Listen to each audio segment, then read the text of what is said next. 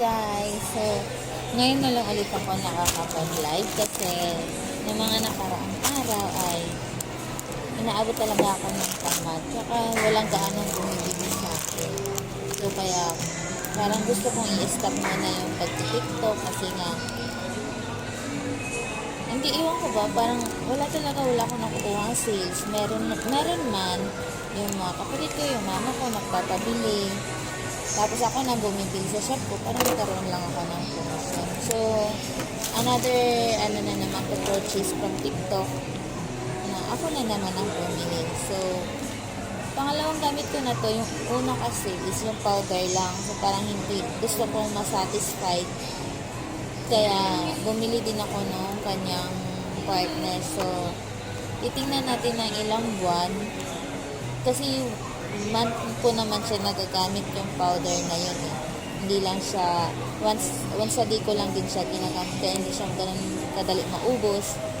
So, powder lang. So, sinubukan ko bumili ng kapartner niya para check ko din kung talagang ganun yung result niya. So, let's see, tingnan natin siya. So, ngayon na lang ulit ako makakapag-live ng TikTok.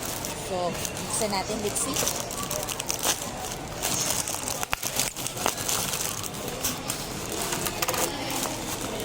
Taran! Ito siya. So,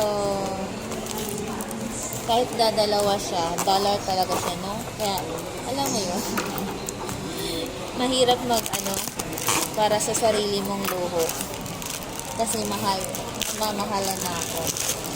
So, lalo ngayon, nagkakaroon ng problema sa TikTok na kapag hindi daw, pag wala daw basket, makaunti lang yung views. So, ito yung sinasabi ko, ito yung unang nabili ko, yung powder niya. So, once a day ko siya ginagamit. Kaya, so, susubukan natin isama yung turtle niya kung talagang maganda yung pinaka-result niya. So, kapag nasatisfied ako, so, bibili naman ulit ako. Pero pag hindi, siguro i-stop ko na siya. So, pangalawang beses ko lang naman siya natatry na may nakasama to. Yung una, ito lang. So, ito ngayon, pangalawa. So, hope na maging okay ang result. Kasi, may nababasa ako sa views na hindi lahat na nalalagyan yung, di ba yung nadidikitan ng mo is nandun pa rin yung stain, lalo na pag nagkakapi ka talagang nagbibilaw talaga siya. Since ako naman kasi hindi naman ang kaping ginagamit ko, yung bara ko talaga na yung nabibiling 25 grams, sinasamaan ko ng yun na gatas. Hindi rin naman ako mahilig sa hot tea or milk tea kasi yun talaga yung mga nakakadilaw na ngipin, nakakabaho.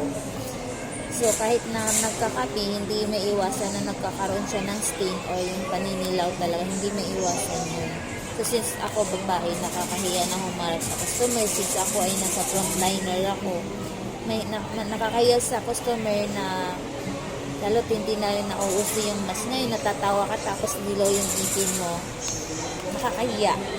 Yun, diba? So, kailangan pangalagaan natin yung mga hygiene natin, lalo na yung pagdating sa mga bibig, mga mouth. So, dapat malinis kahit na humarap ka sa customer, presentable ka, kahit ngumiti ka ng ngumiti, kahit nagalit ka na, ngingiti ka pa din. Yun na lang yung laban mo, yung malinis yung ngipin mo, walang bahong naamoy sa'yo. Diba? So, ayun lang. Bye!